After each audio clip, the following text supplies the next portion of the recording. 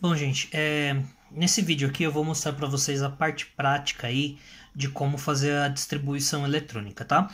Começando pelo diagrama de Pauling. Pessoal, tenham em mente que o diagrama de Pauling dificilmente ele é dado, tá bom? Então é importante você saber montar esse diagrama, tá? Mas não é difícil. Só vamos ser organizado aí e seguir um método bonitinho. Que é o seguinte, ó. Primeira coisa, vocês vão numerar de 1 a 7, cada número em uma linha, ok?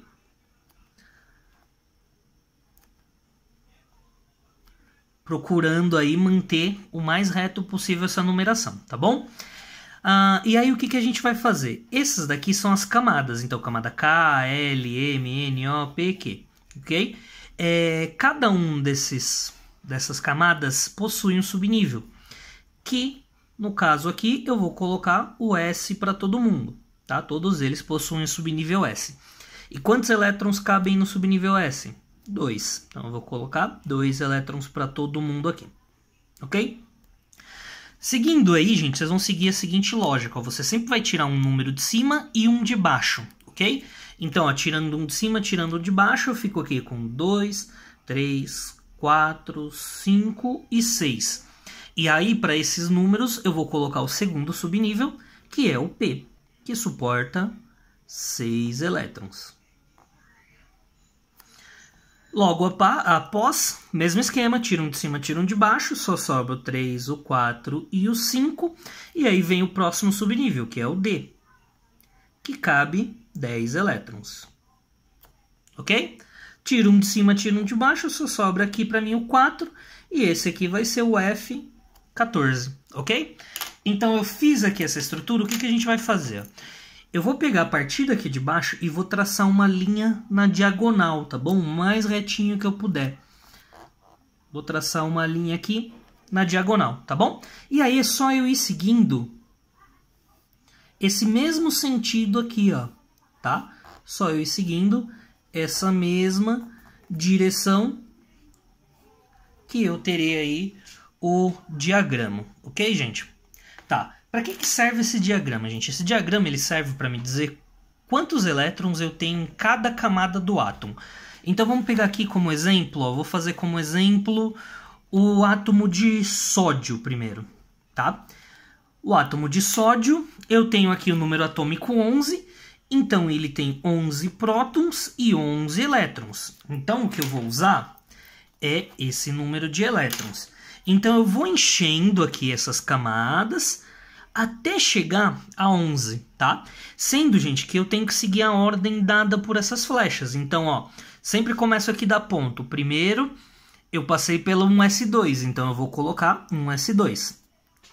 Eu já coloquei 2 elétrons, então para 11 ainda faltam 9. Cheguei no final da flecha, venho para o próximo. O próximo é o 2s2, então eu já coloquei 4 elétrons. Cheguei no final da flecha, venho para o próximo. O próximo é o 2p6. Então, até agora, eu já coloquei 2, 4, 10 elétrons. Para 11, só faltam 1. Depois do 2p6, o próximo é o 3s2. Só que se eu colocar 2 elétrons, a gente vai passar, porque eu só tenho 1. Então, no último aqui, eu jogo o que sobrar. 3s1, ok? Aí, gente, o que esses números querem me dizer? Eu falei para vocês lá no vídeo. O número aqui quer me dizer a camada. Então, o número 1, primeira camada. Ou seja, a camada K. Aí eu vou observar quantos elétrons eu coloquei aqui na camada K. Eu vou olhar esse número aqui de cima. Então, eu coloquei aqui 2 elétrons. Tá? O número 2 é a camada L. Então, aqui é camada L. E aqui também é camada L, então eu tenho que somar esses dois aqui. Então, ó, os dois aqui pertencem à camada L, aí eu vou contar quantos elétrons eu coloquei em cada subnível. No subnível S eu coloquei 2 e no subnível P eu coloquei 6. Então, na camada L eu tenho aí 8 elétrons. E por último, gente, ó, número 3, terceira camada, camada M. E aí, quantos elétrons eu coloquei nessa camada M? Vou olhar aqui em cima. Coloquei apenas 1 elétron. Ok? Então, ó, só mais um aqui para reforçar. Cloro, 17. Ele tem 17 prótons e 17 elétrons. Então, eu vou fazer até chegar a 17, ok? É com o número de elétrons que eu vou fazer isso daqui. Então, ó, primeiro ali no meu diagrama de Pauling, um S2. Então, eu já coloquei aqui 2 elétrons. Cheguei no final da flecha, venho para o próximo. O próximo é o 2S2. Então, eu já coloquei 2, 4 elétrons. Ainda faltam 13. Cheguei no final da flecha, eu venho para a próxima. 2P6. Então, lá foram 10 elétrons.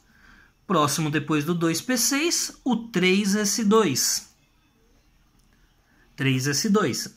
Então, já foram aqui, ó, 2, 4, 10, 12. Para 17 ainda faltam 5. Depois do 3S2, gente, eu cheguei no final da flecha e venho para o próximo. O próximo é o 3P6. Só que eu só tenho 5, não é? Então, esses 5 restantes aqui, eu vou jogar aqui, ok? Então, ó, 2, 4, 10, 12, 17 elétrons. Igual aqui, 17 elétrons, ok? Depois disso, gente, eu vou organizar os números em camada. Então, ó, número 1, primeira camada. Primeira camada é a camada K. Quantos elétrons eu coloquei na K? Vou olhar aqui em cima. Coloquei 2 elétrons. O número 2 é a segunda camada. Eu tenho camada L aqui, camada L aqui. Então, eu vou somar esses dois aqui, ó. Então, eu tenho 6 com 2, 8 elétrons. E o número 3 é a terceira camada. Então, ó, terceira camada, camada M, os dois. Então, quantos elétrons eu tenho na camada M? Eu vou somar quantos elétrons eu coloquei aqui. 5 com 2, 7 elétrons. Ok, gente? A gente tem que observar, gente, que a gente ainda tem a distribuição eletrônica nos orbitais, tá? O que a gente tem que observar nessa distribuição eletrônica aí por orbitais? Que a quantidade de elétrons, de orbitais, vai ser a metade da quantidade de elétrons que eu consigo colocar, tá? Então, o subnível S, só cabem 2 elétrons. Então, quantos orbitais eu vou ter? Só um, que eu vou representar por esse quadradinho, tá? O subnível P, cabem 6 elétrons. Então, quantos orbitais ele vai ter? 3 elétrons, a metade. Subnível D, cabem 10 elétrons. Então, quantos orbitais ele vai ter? 5 orbitais, tá bom? Então, sempre a metade aí da quantidade de elétrons que suporta, tá bom? Aí, gente, agora eu vou distribuir os elétrons nesses orbitais, tá bom? Então, digamos aqui que a gente está fazendo do cloro, né? Então, a gente fez a distribuição eletrônica do cloro. O final da nossa distribuição eletrônica tinha ficado como? Então, vamos voltar aqui. O final da nossa distribuição eletrônica tinha ficado como? 3s2, 3p5.